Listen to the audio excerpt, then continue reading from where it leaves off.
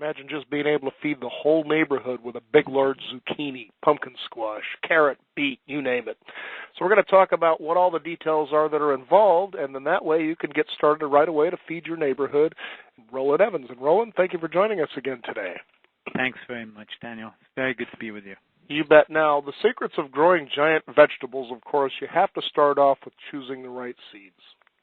And that's right. And actually, you can actually go online nowadays and find all sorts of seed companies that actually specialize in giant vegetables or big plants. And what you're looking for is particular genetics, because the genetics of the plant will determine to some extent the size, the height, the weight of the plant that you're going to grow. And so once you've chosen those seeds, particularly the variety that you want to grow, then you're really on your way. And of course, before you do that, you have to realize that growing giant vegetables is going to require quite a lot of dedication and love, as well as skill and knowledge. So you have to decide if it's the right thing for you to do. Now, the other thing you talk about is propagate early. What exactly do you mean by that? What I mean by that is that you need to start your seeds inside. You're going to start them much earlier in the season than you would for normal seeds. You might be starting, for instance, growing your giant cabbage or your giant, carrot in December. You'll be starting to plant those in planting mix in pots. And you'll want to plant maybe 4, maybe even 5 seeds per big pot, not small pots. You want to have them fairly big, so that as they grow up, you can pick out those ones which look weakest and leave behind just the strongest of all your pots, your plants. So you're thinning out the smaller seedlings, and you're just growing those biggest, strongest plants, and you're growing them on and potting them up regularly. So you never want the roots of the plant to ever get compressed or to have not enough room to expand. So keep things loose, in other words. The roots are really important. You have to think that you're going to have as much roots below the surface as you have plant above the surface. So, of course, if you're trying to grow a giant plant, you've got to think it needs a giant root system. The next thing is to prepare the soil. Mm-hmm. Yeah, you've got to choose your growing space, so there's plenty of sun and moisture, and you need to allow a lot of room around your plants, maybe 2 to 5 times as much as normal. And you've got to prepare that soil well with lots of organic compost, lots of nutrients, minerals, and you want to keep those organic because those actually will grow the biggest. And the secret of my success and my brother's success, who grows the biggest vegetables of all, is compost tea, is the kind of brewing up nutrients and microorganisms into this rich, fertile liquid that you put on the soil, and you get all of that biology working for you. So you feed the soil in order to feed your plants. Yeah, healthy soils are what grows really healthy plants. And then our next step is to transplant carefully. And I know this is really important. As my mother used to say, you don't want to shock the plant too much. Right. Yeah. You want to really be very careful about the root ball. That's the roots and the soil around the roots, so that when you're transplanting, if you're transplanting from one pot to another or you're transplanting from the pot into the ground, you want to disturb those roots as little as possible because it does create shock.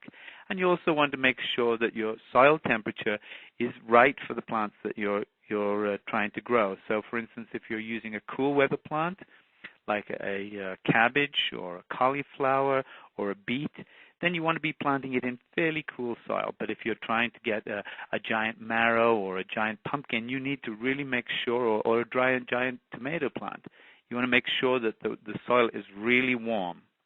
So you're transplanting carefully, and your goal is to create a very large root system as much as possible.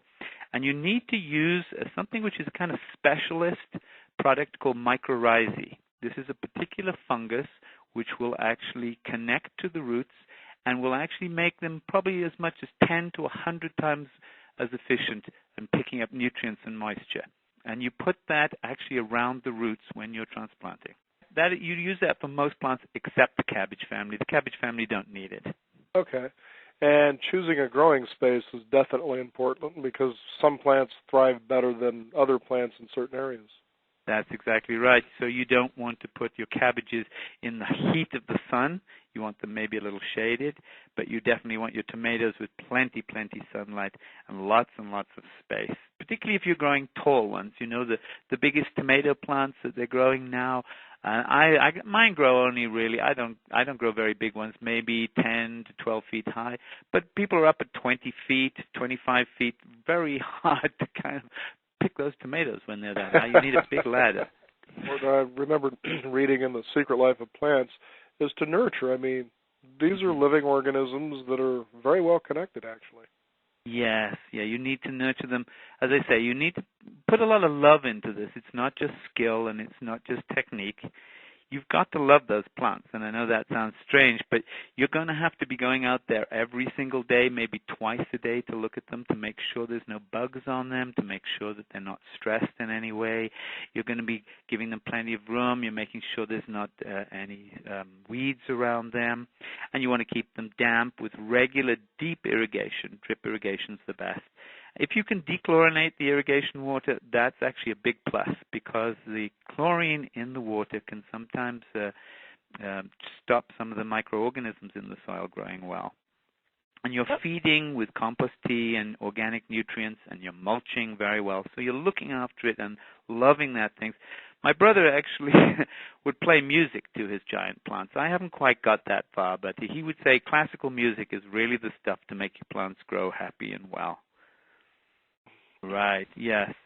You're protecting your plants from the weather. So row covers, they're called floating row covers or plant protectors of some kind, particularly when you first transplanted them and they're most vulnerable to insect and weather. You want to protect them pretty well. You want to keep the weeds down, maybe have a weed barrier or, as I said, with mulch around them. And then, of course, if you're growing big plants, say if you're growing your big, tall tomato plants, you've got to support those very well. You've got to have cages maybe 2 foot across, very sturdy, and they need to be bound together with wire. If you're doing that, if you're making a giant pumpkin, for instance, you've got to be very careful that you don't allow the first pumpkin that you're going to grow to be too close to your plant.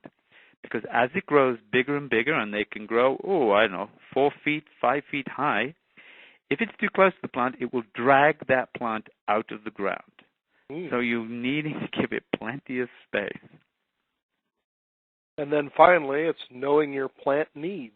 Right, and this is where you need to read your books and learn as much as you can because each plant has different needs. Some like it cool, some like it hot, some will be attacked by certain things, some will be attacked by other things. As I was saying, with the squash, you need to actually give it plenty of space, maybe as much as 50 feet. With a carrot, for instance, you would actually be looking at planting that maybe in a big tub on top of the soil with an empty hole in the bottom of the tub so it could put its roots right down because the roots may go down as much as 6 feet. So every single plant has its own needs. And once you know those, you're going to find yourself growing bigger, better plants every single year.